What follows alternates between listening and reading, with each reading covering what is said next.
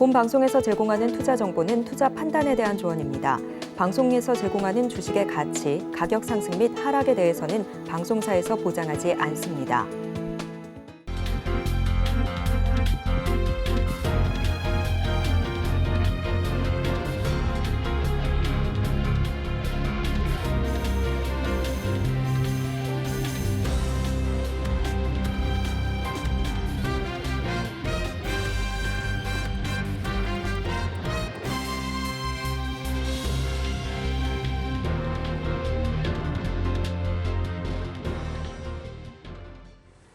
시청자 여러분 안녕하세요. 오늘을 돌아보고 내일을 준비하는 오늘장 내일장 일부 진행의 백선혜입니다. 지난 거래 뉴욕 시장에서는 은행들의 신용등급 하향 소식이 전해졌습니다. 이 가운데 10년물 국채금리는 지난 2주 동안 급격한 상승세를 보였는데 어제는 조금 안정세를 보였습니다. 뉴욕 증시는 엇갈리면서 마감을 했고요. 우리 양대 시장은 약보합권에서 출발했습니다. 하지만 그 이후로 낙폭을 더욱더 키워가고 있고요. 코스닥 시장에서는 1%가 넘는 하락률이 나타나고 있습니다. 양대 시장에서 외국인과 기관은 발을 빼고 있는 양상이 펼쳐지고 있고요. 환율 상황도 살펴보면 원화 약세가 오늘 나타나고 있습니다. 1340원대 아래에서는 그래도 거래가 되고 있습니다. 또 오늘 현재 시간으로 오늘 엔비디아는 실적을 발표합니다. 반도체주에 영향을 미칠 수 있는 만큼 실적이 어떻게 나타날지도 저희 방송과 체크를 해보시기 바랍니다. 본 방송에서 제공해드리는 정보는 투자 판단에 대한 조언일 뿐 해당 주식의 가치와 수익률을 보장하지는 않습니다. 아울러 서울경제TV와 서울경제신문은 당사의 브랜드입니다. 최근 당사를 사칭하는 피해 사례가 늘어나는 만큼 각별히 주의해 주시기 바랍니다. 또 저희 방송 유튜브를 통해서도 보실 수 있습니다. 유튜브 검색창에 서울경제TV라고 검색하시면 저희 방송과 함께 하실 수 있으니까요. 실시간으로 댓글 참여도 많이 해주시기 바랍니다. 8월 23일 수요일입니다. 오늘장 내일장 1부는 이 시각 보도본부로 시작하겠습니다. 앞서서 살펴보셨던 헤드라인 중에서 3가지를 골라서 심층적으로 다뤄보겠습니다. 오늘은 보도국의 박세아 기자와 함께합니다. 어서 오세요. 네, 안녕하세요. 네, 첫 소식부터 살펴보도록 하겠습니다. 일본이 내일부터 후쿠시마 오염수 방류를 시작할 것으로 보입니다. 수산물뿐만 아니라 식품 업계도 타격이 클 것으로 예상이 되고 있는데 어떻게 보시나요? 네, 도쿄전력이 내일 보관된 오염수를 바닷물과 섞어서 해저 터널을 통해서 원전 앞바다에 방류할 예정입니다. 하루 약 460톤의 오염수를 매일 방류할 계획이고요. 오염수를 모두 처리하는 데에는 30년 이상이 걸릴 것으로 보입니다. 이에 따라서 외식 식품업계에서는 수산물 소비 위축에 대한 우려가 커지고 있습니다. 실제로 일본에서 후쿠시마 원전 사고가 발생했을 때 우리나라의 일본 어패류 수입이 4년 만에 60% 넘게 줄어든 바 있습니다. 후쿠시마 원전 사고가 발생한 2011년 당해에만 일본 어패류 수입량이 전년 대비 약 37% 급감했었는데요. 오염수 해양 방류가 결정되면서 이런 현상이 재현되는 것 아니냐 하는 우려가 커지고 있는 상황입니다. 벌써부터 이 일식당에서는 일본산 수산물을 사용하지 않는다는 안내문을 내걸면서 적극 위기에 대응하는 모습이 나타나고 있습니다. 가뜩이나 코로나19 팬데믹으로 인해서 자영업자들 그동안 어려운 시기를 겪었고 또 고물가와 소비 부진이라는 카드 속에서 굉장히 힘든 상황을 겪고 있는데 정부에서는 좀 대책 방안을 내놓고 있을까요? 네, 정부는 우선 수산물 소비 진작에 역량을 집중하고 또 피해 상황을 지켜보면서 관계부처 협의를 거쳐서 대책을 마련한다는 방침입니다. 중소벤처기업부에서 관련 소상공인을 위한 지원 방안을 검토 중이고요. 해양수산부에서도 중기부 등 관계부처와의 협의를 거쳐서 지원을 검토하고 있는 것으로 알려졌습니다. 다음 소식입니다. 경기가 부진한 상황 속에서 기업이 체감하는 경기 수준도 2달 연속 하락한 것으로 집계됐다고 하는데 자세한 소식 전해주시죠. 네, 한국은행이 발표한 8월 기업경기 실사지수 결과를 보면 이번 달 전산업 업황 BSI 지수가 지난달보다 3포인트 하락한 71을 기록했습니다. 업종별로 보면 제조업이 전달보다 5포인트 하락한 67로 나타났습니다. 특히 반도체 가격 회복 지연과 또 수주 감소 등의 영향으로 전자와 영상, 통신 장비 등의 업황 BSI가 8포인트 하락했습니다. 또 중국 철강 수요 부진과 공급 증가로 인한 가격 경쟁력 악화로 1차 금속이 12포인트, 중국 내수 회복세 지연 등으로 화학 업황 BSI가 8포인트 하락했습니다. BSI는 현재 경영 상황에 대한 기업가의 전망을 나타내는 수치로 100 아래면 부정적인 응답이 긍정적인 응답보다 많다는 것을 의미합니다.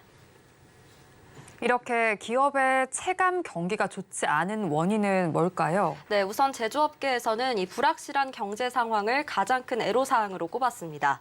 내수 부진과 수출 부진도 함께 거론이 됐는데요. 이 비제조업 업황 BSI도 서비스업과 건설업이 하락하면서 전달 대비 1포인트 하락한 75로 조사가 됐습니다. 한국은행은 전방산업 부진에 따른 인력 파견 수요 감소와 또 원자재 가격 상승으로 비제조업 업황도 악화했다고 분석했습니다. 마지막 소식 살펴보도록 하겠습니다. 금융감독원에서 퇴직한 이후에 금융기관이나 로펌으로 재이직하는 사례가 늘어나고 있다고 하는데 어느 정도로 집계되고 있을까요? 네, 우선 이 최근 3년 동안 국내 최대 로펌인 김앤장으로 이직한 금융감독원 퇴직자가 10명이 넘는 것으로 나타났습니다. 이 김앤장은 금감원 퇴직자들이 가장 많이 3년 동안 재취업했던 곳으로 2020년부터 2022년까지 11명이 재취업한 것으로 나타났는데요. 또 금감원 퇴직자의 금융권 재취업도 급증하고 있는 모습입니다. 이 재취업을 위해서 공직자윤리위원회 심사를 받은 퇴직자가 2013년 2명, 2014년 3명 정도였습니다. 그런데 2021년에는 40명, 2022년에는 35명으로 늘었고 올해 상반기에만 28명에 달합니다. 특히 최근에는 금감원의 감독 대상인 금융기관으로 이직하는 퇴직자 사례도 늘고 있습니다. 이런 사례가 공직자 윤리에는 어긋나는 것 같은데 어떻게 보시나요? 네, 공직자윤리법에 따르면 4급 이상인 금감원 직원은 퇴직일로부터 3년간 원칙적으로 금융회사에 재취업할 수가 없습니다. 다만 퇴직 전 5년간 담당한 업무와 또 취업하려는 기관에서 맡는 업무 간에 관련성이 없다는 사유가 인정되면 가능합니다. 이복현 금감원장이 금융권의 이권 카르텔 혁파를 강조한 바가 있는데요. 여전히 금감원의 전관 예우, 이권 카르텔 관행이 개선되지 않고 있는 것으로 드러나고 있습니다. 네, 오늘 이 시각 보도본부에서는 일본의 후쿠시마 오염수 방류 소식부터 금감원의 퇴직자 재취업 소식까지 전해드렸습니다. 보도국의 박세아 기자와 함께했습니다. 오늘 말씀 고맙습니다. 계속해서 시황센터 연결해서 이 시각 시장 상황 알아보도록 하겠습니다. 최유정 캐스터가 준비하고 있습니다. 시황센터 최유정입니다. 간밤 뉴욕 증시는 혼조로 마감을 했습니다. 글로벌 신용평가사 S&P는 미국은행 5곳의 신용등급을 하향 조정했는데요. 이 때문에 은행 관련주들 2% 넘게 빠지는 모습이었습니다. 또 반도체주들도 주춤하는 모습이었는데요. 특히나 엔비디아, 그저께 8% 넘게 급등세 보여줬는데 하지만 어제는 숨고르기에 나서면서 3% 가까이 낙폭을 보여줬습니다. 오늘 우리 시장도 시가총액 상위 종목 대부분 파란불 켜내고 있는 가운데 양 시장 모두 약세 흐름 이어나가고 있는데요. 8월 금통위와 잭슨홀 미팅을 앞두고 있는 만큼 우리 시장 어떻게 변하게 될지 계속해서 잘 지켜봐 주시면 좋을 것 같습니다. 그렇다면 오늘장 지수 상황 먼저 살펴보도록 하겠습니다. 코스피 지수입니다. 코스피 오늘 장중 한때 2,500선이 붕괴되기도 했는데요. 2,499선을 터치하고 현재는 0.55% 빠진 2,501선에서 움직이고 있는 모습입니다. 이어서 수급도 살펴보도록 하겠습니다. 어제와 같은 포지션 보여주고 있는데요. 개인만이 매수 우위 보여주고 있습니다. 하지만 역부족이죠. 기관과 외국인 동반 매도세 보여주고 있습니다. 각각 1,043억 원, 372억 원 팔아내고 있는 모습입니다. 이어서 코스닥도 살펴보도록 하겠습니다. 코스닥 오늘 892선에서 출발을 했는데요. 계속해서 낙폭을 키워나가다 현재는 1% 넘는 1.2% 빠진 882선에서 움직이고 있는 모습입니다. 이어서 수급도 살펴보도록 하겠습니다. 코스닥 역시나 개인만이 매수 우위 보여주고 있습니다. 2,857억 원 사들이고 있고요. 기관과 외국인 각각 1,015억 원, 1,786억 원 덜어내고 있는 모습입니다. 이어서 특징 섹터도 살펴보도록 하겠습니다. 양자암호 관련주입니다. 국내 연구진이 양자 컴퓨터를 상온에서 작동할 수 있는 가능성을 개발했다는 소식에 양자암호 관련주 일제히 상승세 보여주고 있습니다. KCS, 쿠이버, 우리로, 텔레필드 모두 오늘 상한가 기록했는데요. 드림 시큐리티도 20.16% 상승한 3,695원에서 거래되며 상승세 보여주고 있습니다. 특히 쿠이버와 텔레필드는 오늘 장중 한때 VI가 발동되기도 했는데요. 각각 7,690원, 2,845원에서 거래되고 있는 모습입니다. 이어서 2차 전지 관련주도 살펴보도록 하겠습니다. 2차 전지 관련주 어제는 좋은 흐름 보여줬는데요. 하지만 차익 매물이 실현되면서 오늘 하락세 보여주고 있습니다. 에코프로 코스피 시총 1위를 탈환했는데요. 하지만 오늘은 3.1%대 하락하면서 122만 1,000원에 거래되고 있는 모습입니다. 윤성 FNC도 4.87% 하락하면서 19만 7,400원에서 거래가 되고 있습니다. SKI 테크놀로지 어제 2.7%가량 상승세 보여줬는데요. 하지만 오늘은 4.56% 하락한 85,800원에 거래되고 있습니다. 이상 오늘장 시황 살펴봤습니다. 남은 오후장도 계속해서 저희와 함께 하시면서 성공 투자하시기 바라겠습니다. 이상 시황센터 최유정이었습니다.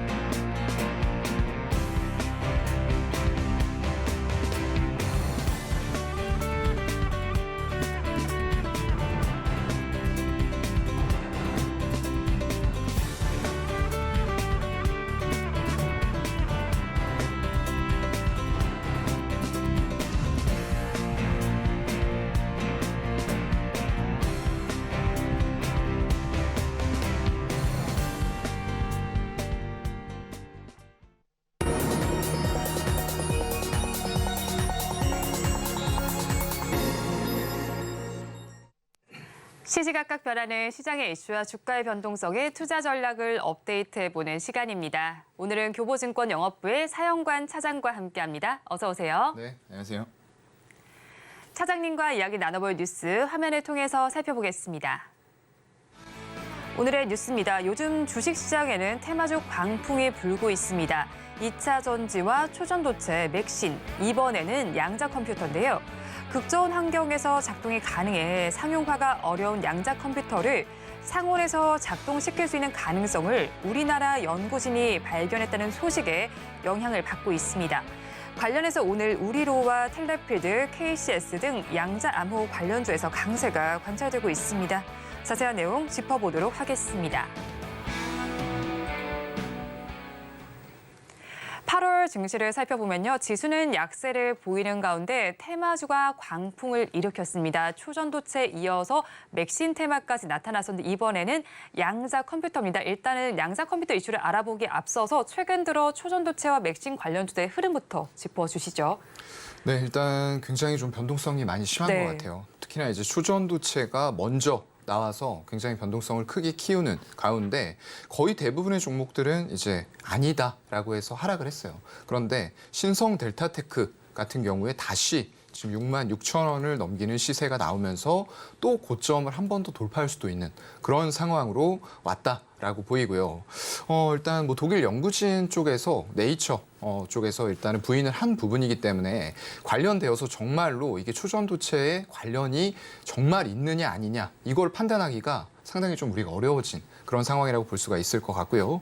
맥신 쪽은 이제 2차원 나노물질이라고 하는데 역시나 높은 전기전도성을 가진 물질이다라고 생각을 하시면 될 것 같고요.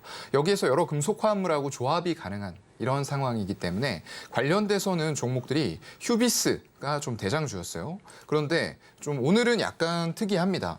일단 이런 테마, 초전도체와 이 맥신 테마가 두 개가 같이 성립되는 날은 별로 없었어요. 네. 말인즉슨 초전도체가 올라가는 날에는 맥신이 빠지고요. 맥신이 반등하면 초전도체가 빠지는 이런 형태가 나왔었는데 오늘은 신성 델타테크도 20% 이상의 시세를 내고 있는 가운데 휴비스 또한 24%대 강세를 같이 보여주고 있다는 거예요. 그만큼 점점 더 시장이 테마주 쪽으로 좀 집중하는 이런 현상들이 나타나고 있다라고 봐야 되지 않을까 싶습니다. 네, 그전까지는 초전도체와 맥신 테마가 시속 게임을 했다라면 오늘은 좀 같이 상승하는 모습이 관찰되고 있습니다. 그런데 초전도체와 맥신에 관해서도 증권가에서 시각이 좀 달라요. 뭐 초전도체와는 다르게 맥신은 있는 물질이라는 것 때문에 앞으로의 투자도 가능할 것이다라는 분석도 나오기도 하는데 네. 그럼 양자 컴퓨터 이슈와 관련해서는 상용화 가능성이 어느 정도로 나타날 수 있을 거라고 보시나요?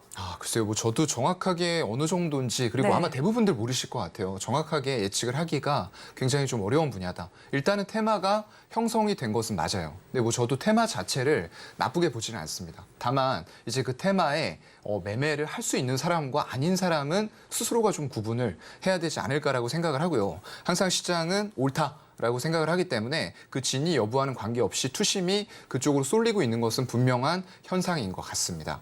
그래서 일단 대내외적인 환경이 그렇게 좋지는 않아요. 미국채 금리도 지속적으로 상승을 하고 있고요. 거기다가 유동성이 부족하다 보니까 시장에서 이런 작은 종목들의 테마가 형성이 되면은 그런 쪽들로 수급이 몰리는 현상들이 나타나고 있는 그런 상황인 것 같고요.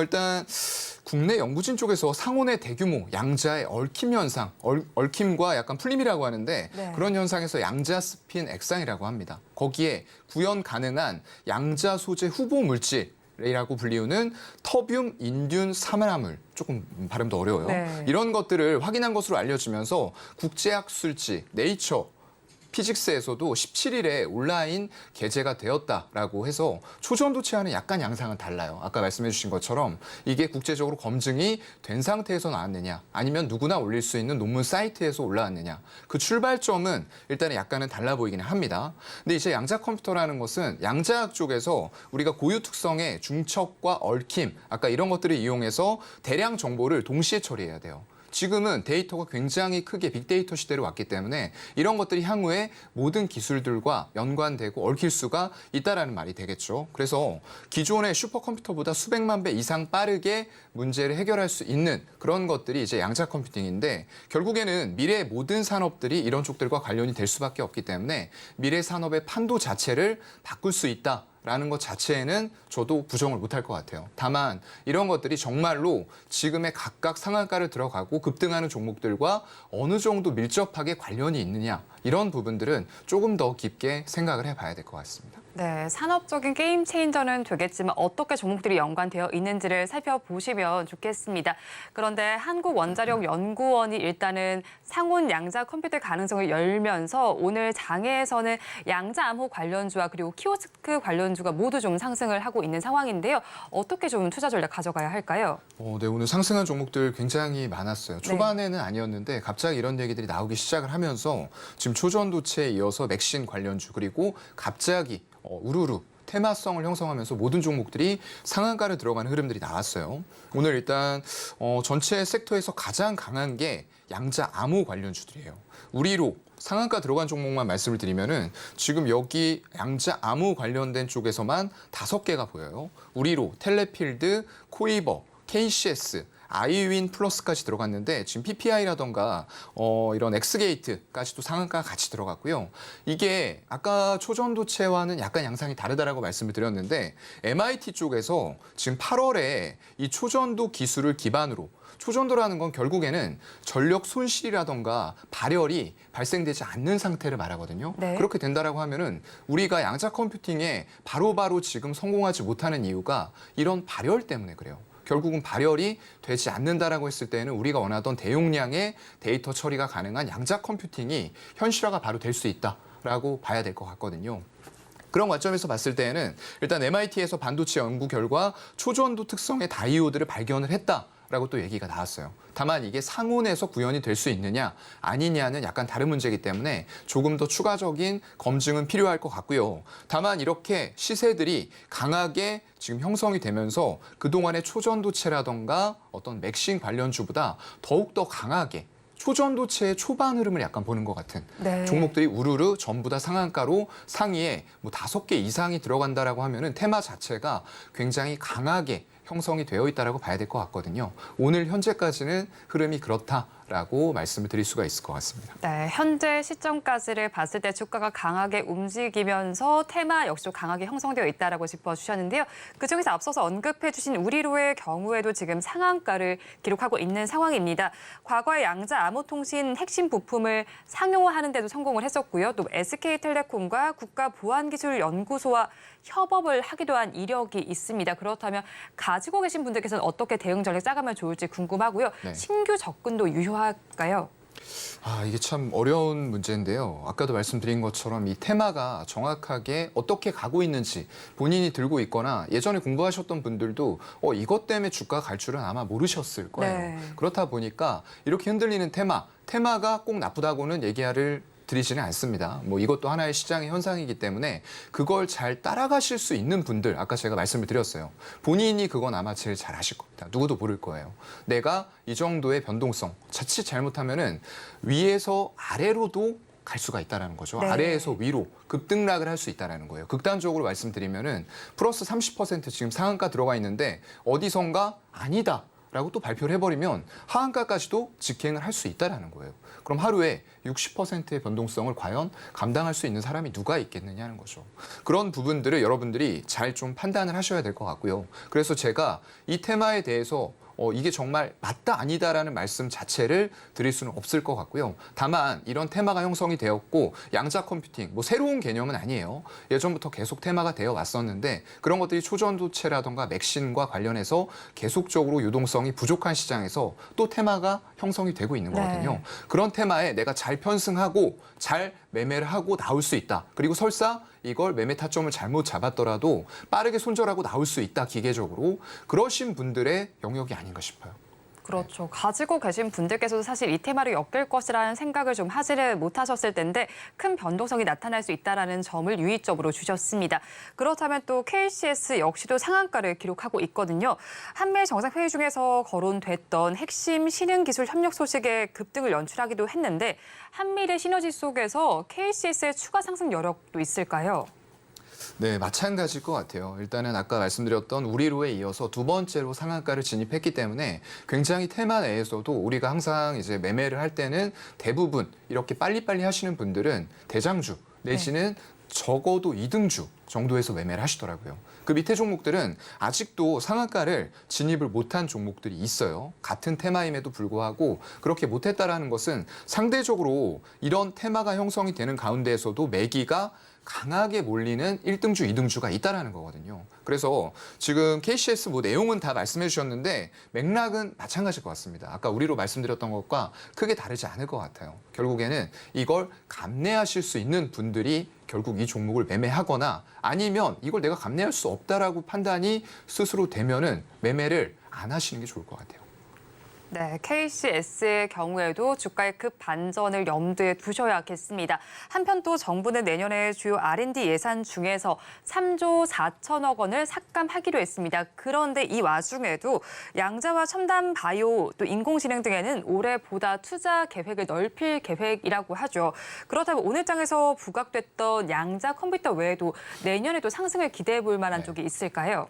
아무래도 이제 아까 말씀드렸던 대로 이 양자 컴퓨팅 자체가 대규모의 데이터를 동시에 처리할 수 있는 그런 능력이라고 말씀을 드렸어요. 그렇기 때문에 제가 항상 말씀드리는 4차 산업과 굉장히 긴밀하게 연결이 될 수밖에 없는 분야인 거예요. 그래서 양자 컴퓨팅만을 보고 가기보다는 이미 어느 정도 트렌드를 잡아서 가고 있는 우리가 4차 산업 쪽으로 접근을 한다. 물론 상승은 양자 컴퓨팅이라던가 다른 이제 신규로 떠오르는 테마 대비해서는 이미 많이 올라와 있을 수도 있습니다. 하지만 그만큼 산업이 성숙이 어느 정도는 되었다라고 판단을 해도 괜찮을 것 같고요.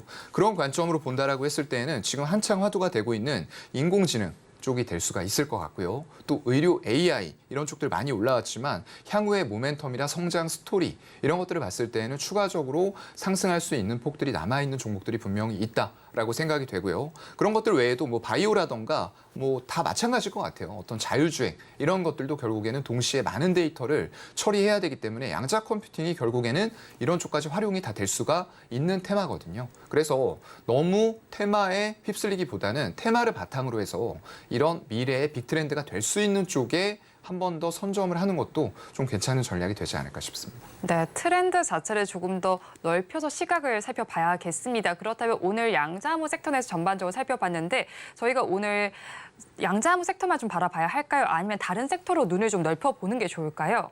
네, 제가 양자 컴퓨팅을 오늘 좀 주로 다뤘는데 네. 이쪽 분야에서는 도저히 종목을 말씀을 못 드리겠더라고요. 네, 일단은 변동성이 너무 심할 수 있기 때문에 그런 것들은 아마 매매 트레이딩 하실 수 있는 분들은 제가 말씀 안 드려도 알아서 잘 하시고 계실 거라고 생각을 하고요. 그런 관점에서 일단은 약간 좀 다른 분야이긴 한데 저는 오히려 미용 의료기기 쪽을 네. 좀 한번 보고 싶어서 말씀을 드리고요. 제이시스 메디칼이라는 종목이에요. 결국에는 이 아름다움, 미에 대한 추구는 앞으로도 계속 될 수밖에 없다라는 관점으로 기본적으로 접근을 하면 될 것 같고요. 삶의 질, 개선에 대한 부분들이 점차 강해지고 있다. 그런 니즈들이 강해지고 있는 가운데 우리나라의 K 프리미엄을 등에 업은 이 미용 의료기기, 가성비도 있고요. 굉장히 입소문을 타고 K라는 게 굉장히 트렌드가 많이 형성이 된 것 같아요. 네. K-팝도 마찬가지고요. K 미용 의료기기 그리고 K 방산 전부 다 K자를 앞에 달아도 될 정도로 한국의 위상이 전 세계에서 많이 올라갔다라는 부분들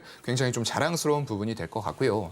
일단 하반기에는 주력 제품인 포텐자 그리고 ODM 주문의 증가 예상이 되고 있는 상황에서 덴서티라고 불리는데 우리가 고주파의 전류 피부에 전달되는 범용 전기 수술 신제품이에요. 이게 3분기에 미국 쪽에 FDA 쪽의 승인이 좀 될 것 같습니다. 일단 시판전 허가인 510K는 획득을 했어요. 그렇다 보니까 북미 쪽에서의 사업이 원활하게 진행이 될 거다라는 인증을 받았다라고 생각하시면 될 것 같고요. 이게 일본 쪽에서까지 판매 허가 획득 기대가 되고 있는 상황이기 때문에 일단 미국에서 시판전의 허가라는 것은 곧 이게 시판으로 이어진다는 거거든요. 그만큼 세계 최대의 미용 의료기기 산업을 소유하고 있는 미국 쪽에서 효과와 안전성이 입증이 되었다. 라고 보셔도 무방할 것 같습니다.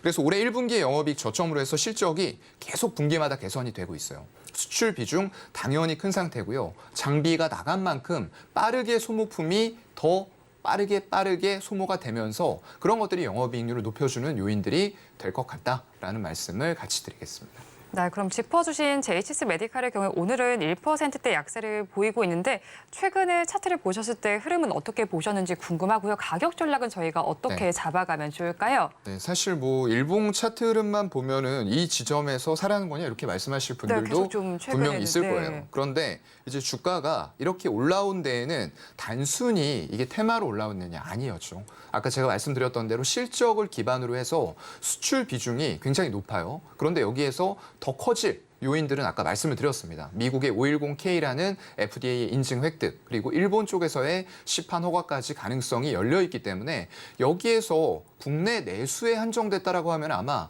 제가 피부 미용 의료기기 산업 자체를 안 봤을 거예요. 그런데 굉장히 큰 시장들 그리고 거기로 잘 침투하고 있는 K 미용 의료기기 전반적으로 봤을 때 이 기업뿐만 아니라 상위 쪽의 클래시스라던가 지금 이제 상장 폐지 절차가 들어가는 루트로닉 이런 기업들도 전부 다 같이 묶어서 더 커질 수 있는 여력이 있다라고 말씀을 드리고 싶습니다. 네, 그렇다면 저희는 탑픽 종목으로 제이시스 메디칼 짚어드렸습니다. 지금까지 교보증권 영업부의 사영관 차장과 함께했습니다. 오늘 말씀 고맙습니다. 네, 고맙습니다.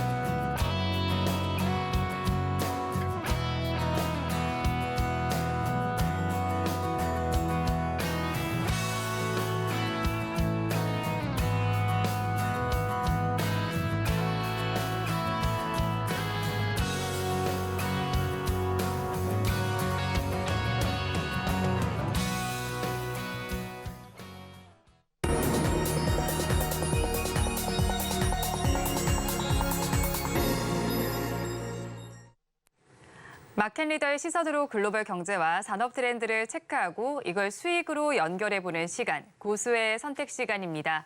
오늘은 리더스 인덱스의 박주근 대표와 함께합니다. 어서 오세요. 네, 안녕하세요. 대표님과 이야기 나눠볼 주제 화면을 통해서 살펴보겠습니다. 오늘의 주제입니다. HMM 인수전과 관련해서 오늘 이야기를 나눠볼 텐데요. 닿치 올랐습니다. HMM 인수전이 닿치 올랐는데 그렇다면 과거에 흠슬날 명성을 되찾을 수 있을지 자세한 내용을 짚어보도록 하겠습니다.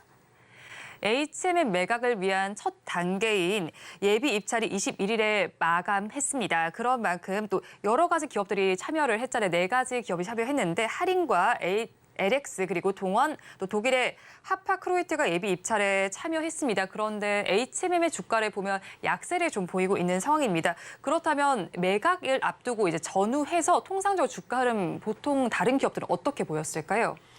일반적으로 매각 이슈가 뜨면 호재거리가 되죠, 시장에서는. 네. 그래서 주가 보통 오르는데 HMM은 좀 다른 양상을 보입니다. 이유가 있죠.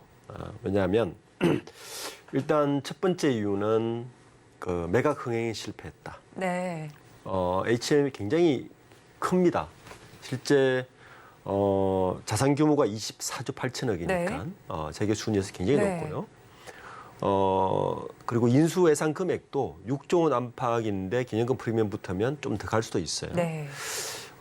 그래서 특히 이제 HMM의 역할은 뭐냐면 우리나라가 그 수출의 물동량의 99%가 이 HMM을 통해서 흐릅니다. 그러니까 컨테이너선 종합선사하고 글로벌로도 종합선사 중에서 컨테이너선 기준에서 글로벌 8위입니다. 굉장히 규모가 커서 네. 이 정도 규모면 좀 자금력 있는 대기업이 참여해서 뭔가 흥행을 이끌 줄 알았는데 그래서 늘 영준이었던 현대차그룹 네. 그리고 포스코그룹, CJ그룹 정도가 인수 참여를 실제 주관사인 산업은행은 좀 바라고 있었는데 네. 이 3사 모두 참여를 하지 않았습니다. 결론은 어디 참여했느냐? 결론적으로는 방금 말씀하신 것 같이 LX그룹, 네. 그리고 동원그룹, 할인그룹, 그리고 독일의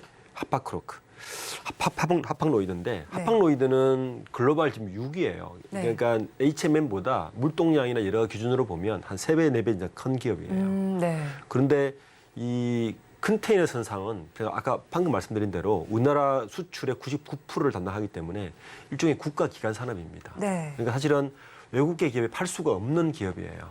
국가에서. 그러니까 국가 기관 산업 역할을 하고 있기 때문에. 그래서 지금처럼 그 주가가 오르지는 않는 가장 큰 이유는 일단 흥행의 실패다. 그리고 두 번째는 현재 이 선사들의 상황이 좋지가 않습니다. 네. 경기 불황으로 인해서 선사의 어떤 물동량은 일정한데 다른 이유로 인해서 지금 선사의 경상이 좋지 않은 것도 하나 이유가 있고 마지막으로는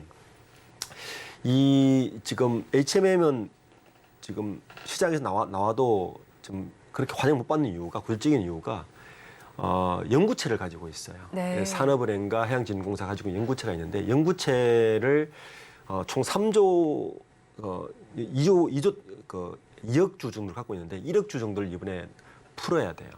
그러면 주가가 희석되지 않습니까? 네. 그러니까 인수하고 나서라도 또 희석되는 거에 대한 감가상각이 있기 때문에 그런 데 대한 부담감 이런 것 때문에 아마 현재 매각 이슈면 일반적으로는 주가가 오르는데 네. 이번에는 주가 흥행에 실패했다 이렇게 봐야 될 것 같습니다.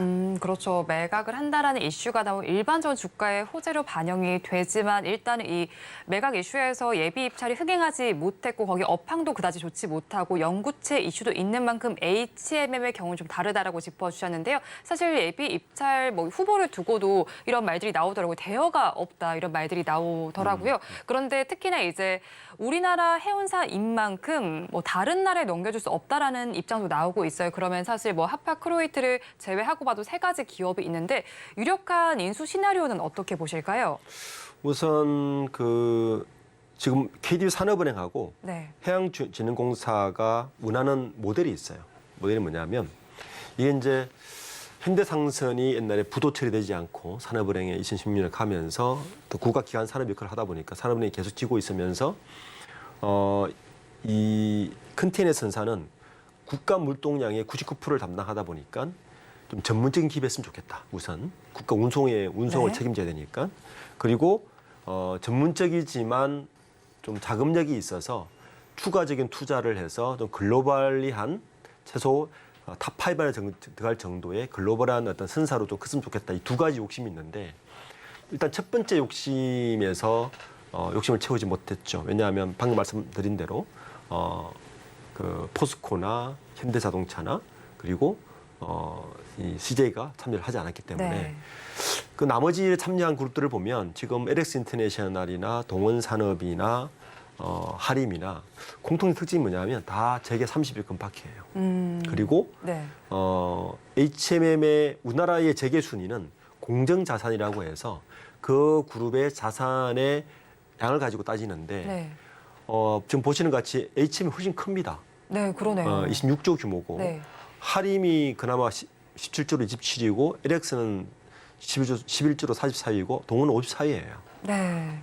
그래서 말 그대로 보합뱀이죠. 자기보다 덩치가 큰 걸 먹어야 되는 거고. 네.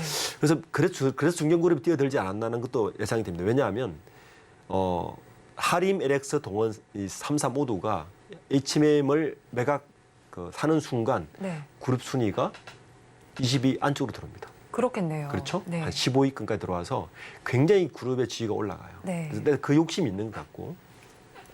그런데 이제 욕심이 그렇게 있는데 이 3사 모두가 공통적으로 자금이 없다. 아까 6조 정도의 네. 돈이 필요한데 지금 가장 그나마 자금력을 동원할 수 있는 곳이 LX 그룹 정도인데 네. LX 그룹이 지금 현금 자산이 1조 2천억. 네. 뭐 지금 다른 그룹 계산하면 한 2조 정도는 딱 이야기하고 네. 동원산업은 1조가 안 돼요. 근데 동원산업은 특징이 뭐냐면 일단 형님이 있죠. 한국투자자금가. 네. 네, 자금 운용을 동원할 수 있어서 그에 대한 기대감이 있긴 하고 그렇게 따지면 LX 인터넷도 마찬가지로 LG 그룹부터 독립한 지 1년도 안 됐죠. 네. 그리고 LX 인터내셔널은 LX 그룹은 여전히 LX 판토스라고 해서 네. LG 그룹의 물동량을 모두 책임지는 그 물류회사가 있죠. 네. 그러니까 시너지가 있다고 생각해서 또 LG 같은 게 있는 게 있고 하림은 그나마 이 3사 중에서 LX 그룹 다음으로는 현금성 자산이 많다고 이야기를 하는데 가장 큰 특징은 이제 보통 해운사가 컨테이너 선사가 있고요. 네. 또 벌크 선사가 있고 그다음에 LNG 선사가 있고 현대자동 글로비스처럼 자동차를 운반하는 선사가 있는데 하림은 그 이전에 페노션을 이미 먹었습니다. 네. 그때도 JKL 컨소시엄으로 이 페노션을 인수를 했어요. 그에 대한 재미를 네. 보고 벌크 화물을 운송하고 있으니까 이거 같이 하면 시너지 있지 않을까라고 해서 3사가 이제 계산은 다르지만 이제 그런 시너지는 있다고 보고 있는데 지금으로서는 어쨌든 가장 중요한 건 현금 동원력이 있느냐 네. 가장 크게 봅니다. 이제 하림은 약점이 본인들 돈이 아니고 근소시엄으로 들어오면 근소시엄으로 들어와서 그 어떤 기업을 M&A를 해버리면 첫 번째 목적이 회사를 다시 인프라를 만드는 것, 투자를 해서 만드는 것이 아니라 어떻게 하면 다시 엑시트를 할까를 고민하기 때문에 약간 불안한 요소가 있다. 시장 이렇게 보고 있는 거죠. 네, 일단 세 가지 회사가 인수를 했을 때 시나리오를 다 좀 알려주셨는데 그중에서 LX 그룹의 경우에는 LX 판토스가 부각되고 있잖아요. 대표님 네. 말씀처럼 가장 이상적인 인수 기업이라는 평도 나오고 있는데 그렇다면 LX 그룹이 인수하게 된다면 그때 시너지 효과는 어느 정도로 날 것으로 보실까요? 우선 LX 그룹은 이제 LX 판토스가 범 LG 물류를 다 책임지고 있어요. 네. 범 LG라고 하면 우리가 LG 그룹이 있고 GX 그룹도 범 LG 그룹으로 봐야 되죠. 네. 그래서 그런 시너지가 있다고 보고 있고 특히 이제 LX가가 컨소시엄을 모아서 힘을 좀 발휘하면 대기업이 아까 이제 현대자동차처럼 네. LG 그룹이 이제 4대 그룹 안에 들어가니까 대기업이 산업은행에서 구상하는 게 딱 두 가지란 말이에요. 자금력과 네. 그다음에 사업 시너지인데 이 두 가지를 좀 만족할 수 있지 않을까라고 지금 예상을 하고 있어서 보고 있고 또 아직까지 이제 구본준 회장은 여전히 아직 LG 그룹의 지분을 가지고 있습니다. 네.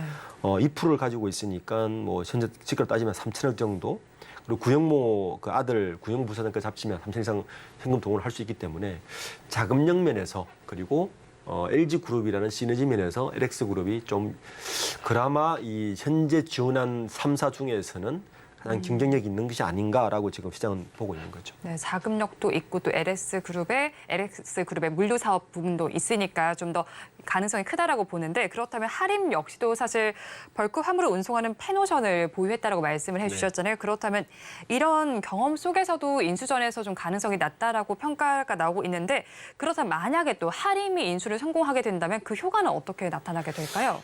하림은 이미 사실 형용사를 운영하고 있죠. 네. 뭐 벌크선이긴 하지만 또 운영의 노하우가 있기 때문에 어떻게 보면 오퍼레이션 경험은 하림이 훨씬 많다고 봐야 되는 네. 거죠. 왜냐하면 펜오션을 통해서 하고 있기 때문에 거기다가 최근에 하림은 컨테이너 선사를 운영하기 시작했습니다. 물론 미주 쪽 주요 노선은 아니지만 그래서 그런 노하우를 쌓고 있기 때문에 운영적인 측면에서는 하림이 가장 경쟁력이 있을 수 있다라고 이제 보고는 있습니다. 그런데 문제는 뭐냐면 아까도 이야기했지만 JKL 파트너스가 FI예요. 그러니까 자금을 투자해서 들어오는 파트너스이기 때문에 그렇다면 컨소시엄으로 들어오다 보면 운영의 목적이 있는 것이 아니라 그 컨소시엄을 통해 들어와서 엑스트에 더 뜻밥에 더 관심 있는 그이기 때문에 네. 산업은행이나 한국해양진흥공사 입장에서는 이 국가 기관 산업인데 돈 벌려고 그런 또 다른 쪽의 욕심에서 들어오는 거는 약간 불안하지 않느냐라고 시선이 강합니다. 그래서 네. 어떻게 보면 시너지 효과는 하림이 제일 클 수가 있죠. 네. 사업 시너지 효과는 이미 펜오션이라는 벌크 선사를 운영하고 있기 때문에 그리고 벌크 선사와 컨테이너 선사를 같이 운영하면 포트폴리오 구성이 좋단 말이에요. 어떤 게 있을 때 뭐 이렇게 자금 포트가 네. 좋기 때문에 좋을 수는 있지만 역시 문제는 자금 동원령에서 약간 리스키하지 않느냐. 그리고 목적이 다르지 않느냐. 이런 우려가 있어서 하림은 또 시장에서 반응이 LX보다는 좀 진행이 떨어지지 않지 않느냐 이렇게 보고 있습니다. 네, 자금력 문제도 있고 컨소시엄으로 들어온다라는 점에서 좀 부정적인 평가를 받고 있는 것 같네요. 그러면 또 세 번째 기업은 동원그룹의 경우도 질문을 드리고 네. 싶어요. 사실 2017년에 동부 익스프레스를 인수하기도 했고요. 또 컨테이너 항만 사업을 하는 동원 부산 컨테이너 터미널의 지분도 100% 보유하고 있는 상황이잖아요.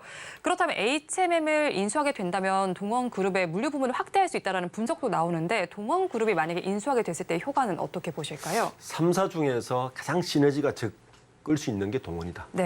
네, 왜냐하면 방금 말씀하신 것 같이 부산 컨테이너 터미널을 가지고 있긴 하지만 네. 딱 그거밖에 없는 거죠. 딱 그것만이 예. 끝이군요. 네. 그리고 물론 동원그룹이 운양어선 사업으로 이제 그 그룹 모태가 운양어선 사업이긴 하지만 네.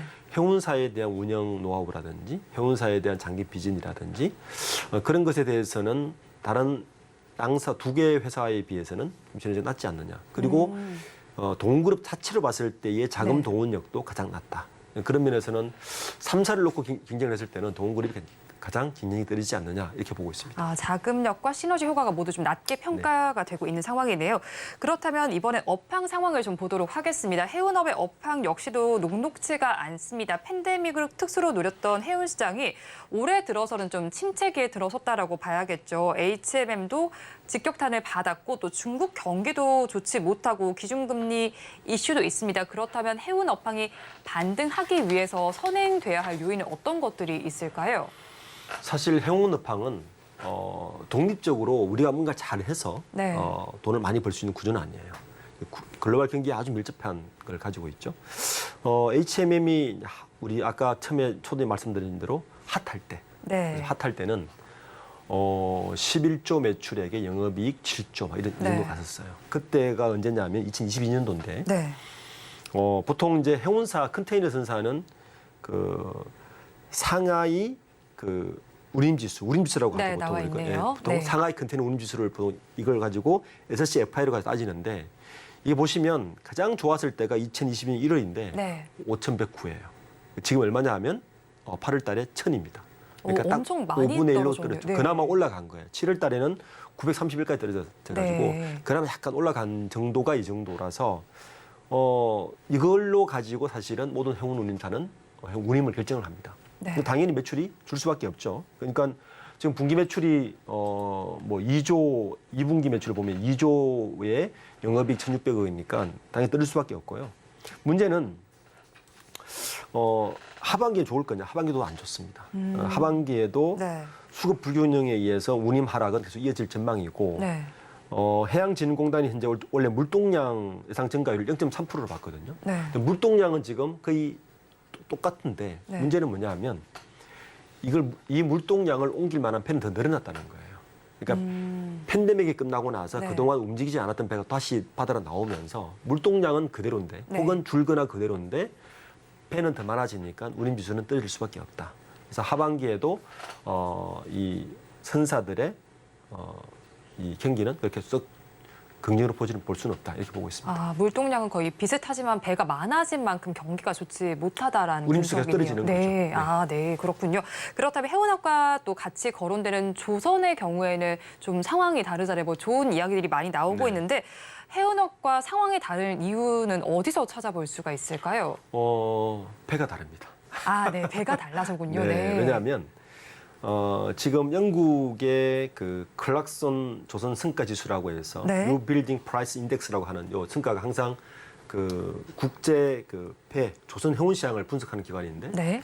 지금 얼마냐면요 170.7포인트예요. 이 어느 정도냐면 2009년 이후 최고 수준입니다. 가장 굉장히 좋다는 이야기예요. 네.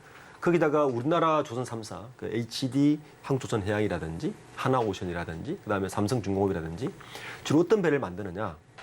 가장 고부가 가치 배를 만듭니다. 네. 그러니까 LNG선, LPG선 뭐 이런 것들 주로 만들어요. 그러다 보니까 사실은 해운 업황이 떨어져도 LNG라든지 LPG 특수선들은 여전히 수요가 부족하고 그러다 보니까 이미 HD 한국조선해양 같은 경우는 올해 연간 목표의 90%를 이미 달성을 했어요. 네. 수주 목표를 달성했고, 근데 그 수주 목표를 달성한 것도 중요하지만 어떤 배를 주로 수주를 했느냐를 보면 네. 지금 HD 그 한국조선해양을 보면 PC선이라고 해서 석유화학 제품 옮기는 배가 있어요. 이것만 33척, 탱커선 3척, 그리고 컨테이너선 29척, LNG 운반선 18척이니까 여기서 컨테이너선은 29척밖에 안 돼요. 그러니까 대부분 특수선이나 고부가치선을 하다 보니 지금 해운업이 업황이 떨어지더라도 네. 또 하나는 이제 보통 배는 한번 수주를 하면 언제 인도를 하냐 하면 보통 3년 후잖아요. 그러니까 좀 엇박자가 날 수밖에 없다. 네. 그래서 조선사들은 여전히 좋다 이렇게 볼 수 있습니다. 네, 또 조선사의 경우에는 상반기 수출이 증가했다는 소식도 있고요. 수주량도 역시 대표님 말씀처럼 12년 만에 최고치를 찍은 네. 상황인데 그러면 조선업 내에서는 선별 전략 저희가 종목별로 어떻게 가져가면 좋을까요? 우선 지금 HD 한국조선해양만 했는데 네. 반대로 삼성중공업이나 하나오션 같은 경우는 아직 그 수주량 못 채웠어요. 근데 다들 이유가 있어요. 이제 하나조선해양 같은 경우는 하나오션 같은 경우는 그 인수한 지 얼마 되지도 않았고 그 인수를 해보니 지금까지 대우조선해양이나 이름으로 그 수주를 할 때만 해도 다 저가 수주를 했다. 네. 또 남지 않는데 도크를 채워야 되기 때문에 수주를 해와서 지금부터는 그렇게 하지 않겠다. 나름대로 원래 정상 가격으로 수주를 하겠다라고 하니까 선사들이 쉽게 배를 주지 않습니다. 원래 그 가격 받았는데 왜 더 받으려고 해? 그러다 보니까 지금 시차가 생겨서 지금 수주 목표를 채우지 않고 있는데 그렇지만 특수선 분야에서 우리나라가 워낙 월등한 그 실력을 가지고 있어서 곧 채울 것 같고 지금 3사 중에서 그나마 뭐 HD 한국조선해양이야 뭐 워낙 경쟁이 있기 때문에 저는 좀 저가로 떨어져 있는 선사들을 조선사들을 봐서 거기에 좀 들어가는 것도 전략이지 않나 라는 생각이 듭니다. 네, 저가로 떨어져 있는 조선사의 주가를 한번 살펴보시면 좋겠습니다. 그렇다면 HM의 매각 과정 중에서 개인 투자자들이 필수적으로 체크해야 할 요인들이 있을 것 같은데 투자 전략 저희가 어떻게 가져가야 할까요? 지난주 14일부터 어제까지를 보면 한 17,000원 선에서 왔다 갔다 하고 있거든요. 그러니까 또 오르지도 않고 내려가지도 않고. 우선 이제 주가가 이렇게 매각 이슈가 있는데 왜 이럴까? 이렇게 고민하시는 네. 분들은 일단 제가 초대 말씀드린 것 같이 이벤트가 사라졌다. 그리고 자본력이 부족한 중견기업들이 들어와서 완전히 흥행 실패다. 이것도 있지만 네. 더 큰 것은 사실은 그 연구책 문제가 있거든요. 네. 그러니까 연구책 어떤 문제냐 하면은 산업은행하고 그다음에 해양진흥공사 가지고 있는 연구체가 그 2억 주인데 이 중에 1조 원은 이제 1조 원 정도 그러니까 2억 주 정도를 연구체나 자체를 발행하는데 그러면 주가가 희석되잖아요. 네. 희석되는데 국가기관이다 보니까 희석되면 그 매각을 하려면 사실은 그 원가가 5,000원이니까 네. 5,000원 가까이 연구체를 주고 싶어도 줄 수가 없는 거예요. 그러니까 16,000원이면 17,000원이면 그 가격에 팔아야 되는 네. 거예요. 왜냐하면 배임이잖아요. 그러니까 이게 이율 배반적인 거죠. 네. 팔고는 싶은데 팔려면 그 연구체 불린 연구체를 원래 5,000원으로 받아야 되는데 5,000원에 내놔서 좀 사는 사람들 좀 부담을 줄여줘야 되는데 네. 그럴 수가 없는 거예요. 배임에 걸리니까. 그러니까 팔더라도 17,000원에 그대로 현재 시장가에 팔다 보니까 네. 살려고 하는 사람과 팔려고 하는 사람은 좀 저가에 좀 사고 주고 파고 싶은데 할 수가 없는 구조. 이게 연구체에 대한 딜레마에 빠진 거죠. 그래서 이 연구체 문제가 이 연구체가 다가 아니거든요. 이게 만약에 매각되더라도 또 남아 있어요, 연구체가. 그럼 또 한 번 희석을 해야 된단 말이에요. 네. 32% 정도 남아 있으니까. 그러면 HMM을 보는 시각에서는 주가가 오를 호재가 매각되더라도 항상 포텐셜한 위험성이 갖고 있는 거죠. 네. 또 희석될 텐데? 라는 희석을 갖고 있을 거 아닙니까? 그래서 주가에 상승 한계가 있다. 회사는 굉장히 좋습니다. 네. 왜냐하면 경기가 따라진다고 하더라도 이익은 나고 있고 그리고 무엇보다도 현금성 자산이 11조예요. 6조 원 정도 사면 현금이 11조가 들어오는 구조예요. 네. 굉장히 매력적인 매물이죠. 그런데 이런 주가로 보면 이런 딜레마에 빠져 있는 부분이 있어서 이것을 산업은행 강구시행정에서 어떻게 좀 지혜롭게 해결하는지가 아마 관건이 될 것 같습니다. 네. 지금까지 리더스 인덱스의 박주근 대표와 함께했습니다. 오늘 말씀 고맙습니다. 네, 고맙습니다. 오늘장 내일장 일부에서 전해드린 내용 정리해서 보여드리겠습니다. 화면으로 확인해 보시죠.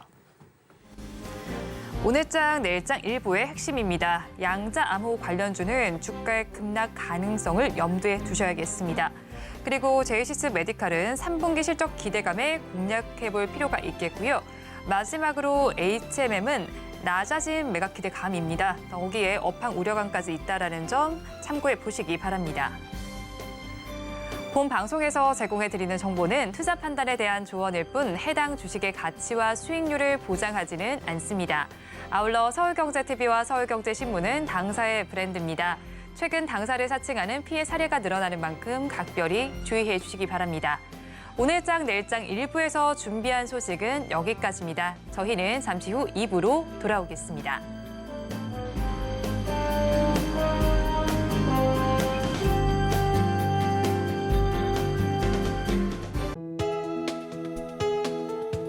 본 방송에서 제공하는 투자 정보는 투자 판단에 대한 조언입니다. 방송에서 제공하는 주식의 가치, 가격 상승 및 하락에 대해서는 방송사에서 보장하지 않습니다.